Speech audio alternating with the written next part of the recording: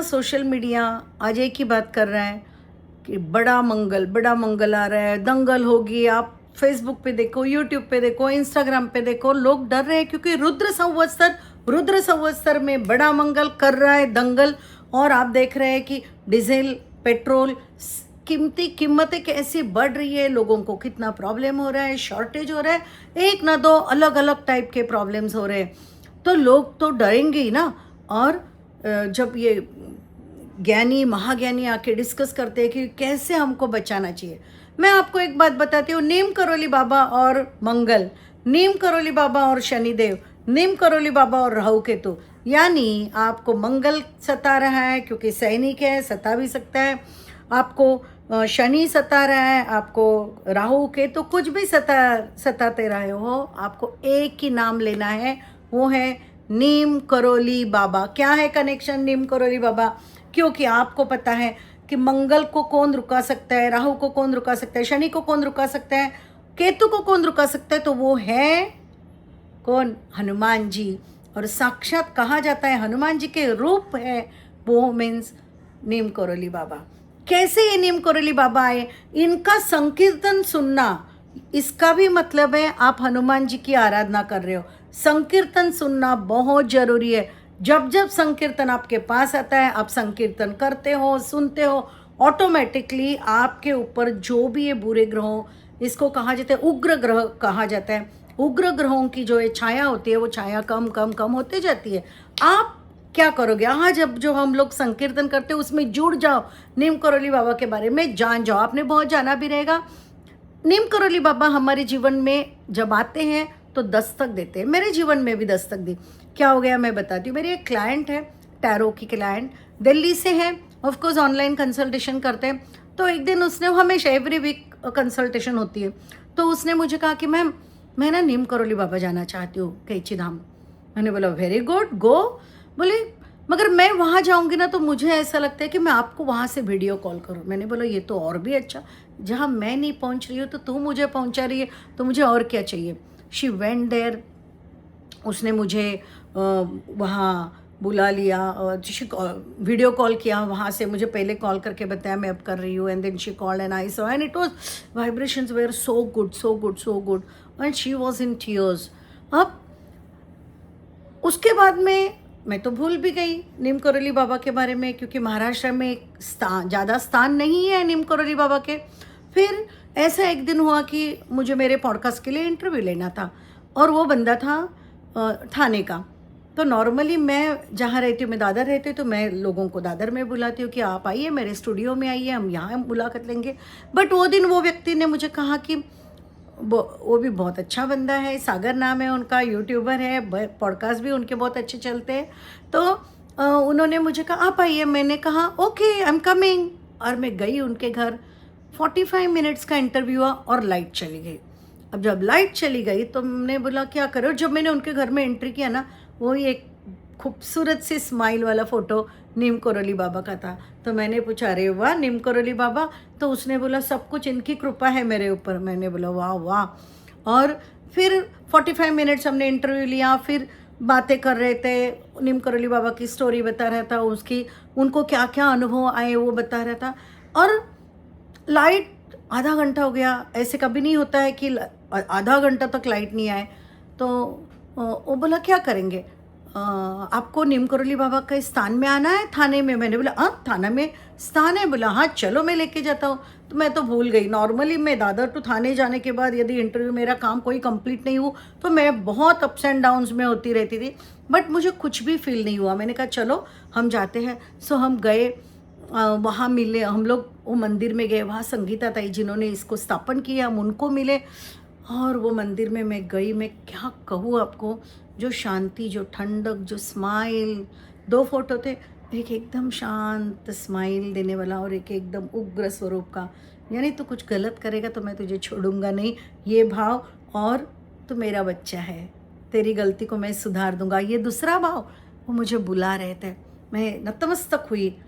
और मैं आपको कहूँ कि मैं सिल्वा माइंड की और स्विचवर्ड ग्रैंड मास्टर हूँ, तो एनर्जीज बहती रहती है। मैंने जैसे अपने हाथ ऐसे रखे, एनर्जी सर्कुलेशन चालू हो गया। That was so fast so fast. मैं समझ गई, it's divine, it's only divine.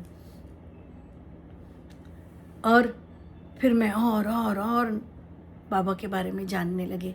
अब हमारे पॉडकास्ट में भी संगीता ताई आने वाले हैं, उनको कैसे अनुभव आए, उन्होंने कैसे थाना में ये उनका स्थान है वो प्रस्थापित किया, सबके बारे में बताने वाली है। और हाँ, उसके बाजू में ही खाटू श्याम बाबा को भी मैं मिल के आई। मीन्स दैट थाना ट्रिप वॉज सो डिवाइन। मैं क्या बताऊँ आपको, शायद मेरी भी शनि की वो ढैया चल रही है, तो ढैया को काटना बाबा ही काम करते। तो इसीलिए मैंने आपको कहा कि कोई भी डर हो, कुछ भी हो, ऐसा लगता है काम नहीं हो रहा है, तो बस आपको जाना चाहिए या आपको ये संकीर्तन सुनना चाहिए। तो चलो हम आज संकीर्तन करते। आप कमेंट्स में डालो, आपको कुछ मालूम है, आपका नॉलेज डाल दीजिए। आपको हमारे साथ बात करने को आना है, आपको कुछ हमारे पॉडकास्ट पे आना है बाबा जी के बारे में बात करने के लिए, तो भी हमारा नंबर दिया हुआ है, आप कमेंट्स कर सकते हो, हमारी टीम आपको कांटेक्ट करेगी। We can do many things. Ram Ram, Shri Ram, जय राम आपको बोलते रहना चाहिए, क्योंकि मंगल हो, ढैया हो या 7.5 हो, राहु हो या केतु, राम का नाम जो लोए तो बस तमाम प्रॉब्लम सॉल्व हो जाते हैं। तो राम का नाम लेना बहुत ज़रूरी है। तो अब क्या हुआ देखिए, ऐसे नीम करोली बाबा अपने आप जीवन में आने लगे हैं। और यस, वो दिन दूर नहीं है कि हम कैची धाम जाए, और कैची धाम से 5-6 किलोमीटर पे जो उनका एक स्थान है जिसमें बाबा जी रहते थे, जिसमें और ज़्यादा वाइब्रेशंस है, वहाँ आपको जाना है। मैं भी जाने वाली हूँ, आप जाने वाले हो क्या, या आप गए हुए हो, प्लीज़ कमेंट करके मुझे बता दीजिए। तो ये एक नीम करोली बाबा हमारे जैसे ही सामान्य कुटुंब में जिनका जन्म हुआ था, और उनके माता पिता ने, देखिए ना क्या कोइंसिडेंस होता है, यानी डेस्टाइंड होता है एवरीथिंग। तो उनका नाम रख दिया लक्ष्मण।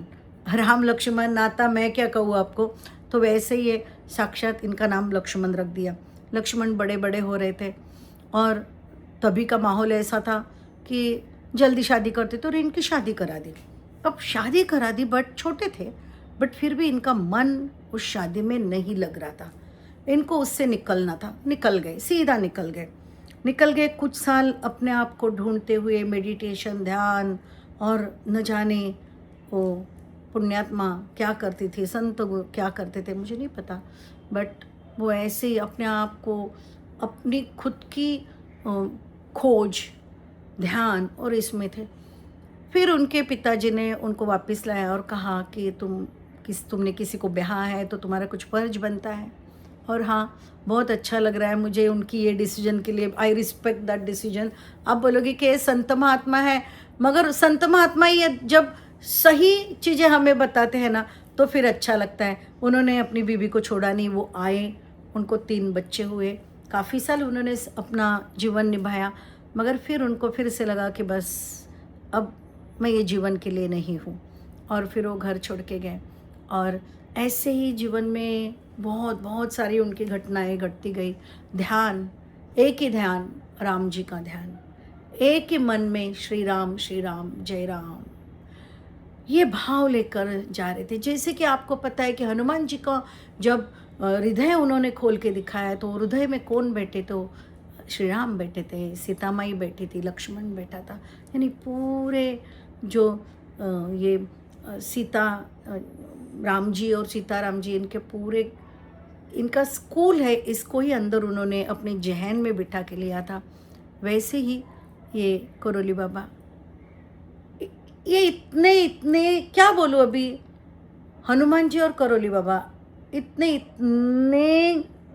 एक संग हुए थे कि लोग बोलते हैं कि नीम करोली बाबा हनुमान जी का अवतार है। मुझे नहीं पता, जब कब संकेत आएंगे तो मैं संकेत भी आपको बताऊंगी। यस, संकेत आते हैं जब आप ये ऑकल्ट में आते हो, जब ऊर्जा पे काम करते हो, तो ये आपको संकेत आते जाते हैं और आपको काफ़ी सारी चीज़ें समझती है। तो ऐसे ही नीम करोली बाबा एक बार एक स्टेशन गाड़ी में बैठे थे, और गाड़ी आगे जा रही थी, और आपको पता है कि आते हैं क्या बोलते हैं, टीसी आते हैं, चेकर आते हैं। उन्होंने चेक किया तो देखा तो क्या हुआ कि टिकट नहीं है बाबा के पास। सीधा हाथ पकड़ के बाबा को उतार दिया। बाबा वही बैठे रहे नीचे।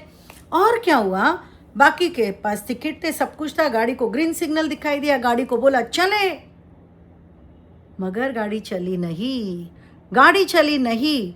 बहुत प्रयत्न किया गया, एक्सपर्ट्स को बुलाया, क्या करा, अभी कोई गाड़ी छूटने ही वाली नहीं है, गाड़ी चल ही नहीं रही है, अब क्या करें। सब लोग उतर गए, एक दूसरे से बात करें, अरे क्या है, गाड़ी नहीं छूट रही है, क्या फॉल्ट है, समझ में नहीं आ रहा है। फिर एक व्यक्ति बोला, ऐसा तो नहीं, इन बाबा को हमने नीचे उतार दिए और बाबा उनकी वजह से ये गाड़ी नहीं चल रही है। फिर ये बात बहुत बड़ी हो गई, ये जो रेलवे के अफसर है उनके पास गई और उनको बताया गया कि कुछ भी कीजिए और आप ऊपर आइए, क्योंकि आपके बिना ये गाड़ी नहीं चल सकती। बाबा ने वो ही स्मित हास्य किया और कहा कि संत महात्मा को कभी भी ऐसे मत उतारना। और क्या तुम्हें लगता है कि मैं बैठने से गाड़ी चलेगी?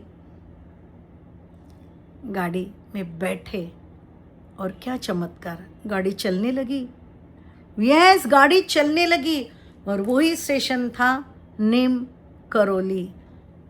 और नीम करौली ये जो स्थान था, उस स्थान का नाम ही बाबा को दिया गया, क्योंकि बाबा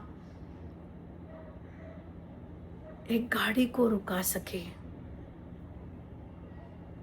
क्या वाइब्रेशंस, आपको पता है ना, हनुमान जी वायु देवता, यानी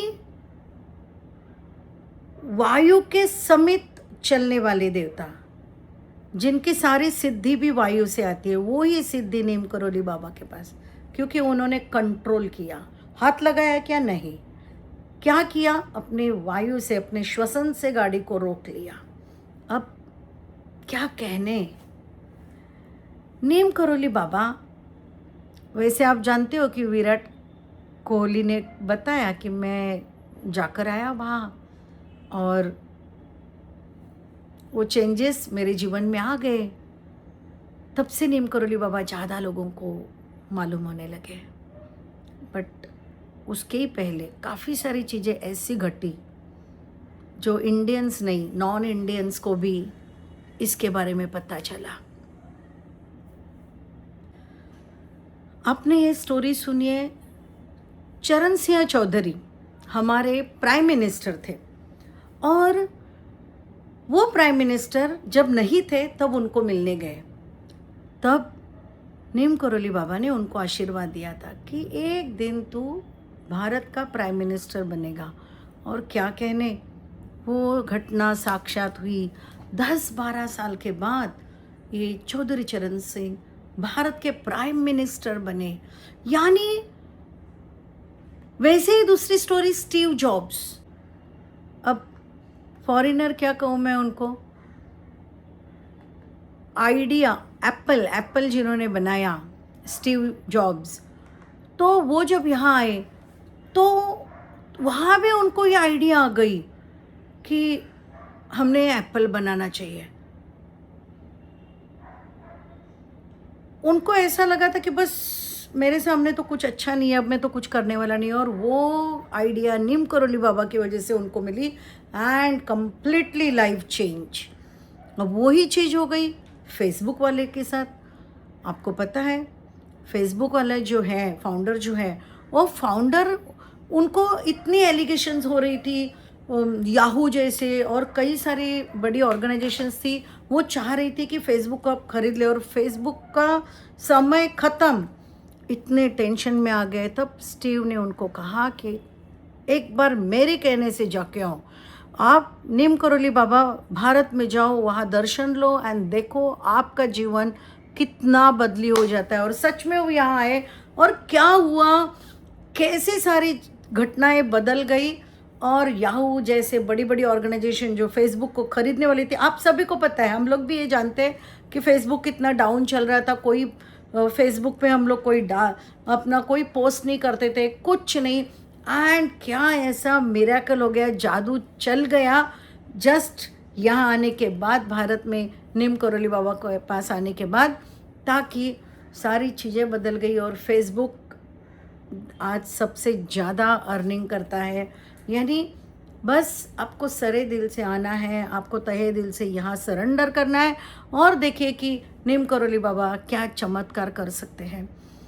नीम करोली बाबा के बारे में और कुछ कुछ बहुत सारी चीज़ें बताई जाती है। उनके वो जो एक्चुअल जो गाँव है वहाँ के लोग कहते हैं कि एक दिन वो किसी के घर रहने चले गए। उनकी मनमर्जी थी, कभी जो चाहा वो करते थे, तो किसी के घर चले गए रहने के लिए और जो बहुत खुश हो गए जिनके घर में वो रहने के लिए, तो उन्होंने उनको जगह दी और बताया कि आप सो जाइए। उनका खान पान ध्यान जो भी उनका जो जो रहता था उस ढंग से किया गया और उनको सोने के लिए कहा। ये भी दंपत्ति थे, वो सोने को चले गए और उसके बाद में बहुत ज़ोर ज़ोर से आवाज़ें आने लगी, इतनी ज़्यादा आवाज़ें, ये दोनों डर गए, अभी क्या हो रहा है। उन्होंने देखा अंदर से, अंदर झाँक के देखा तो उन्होंने उनको दिख रहे बाबा जी कंबल के अंदर इधर उधर उधर उधर हो रहे।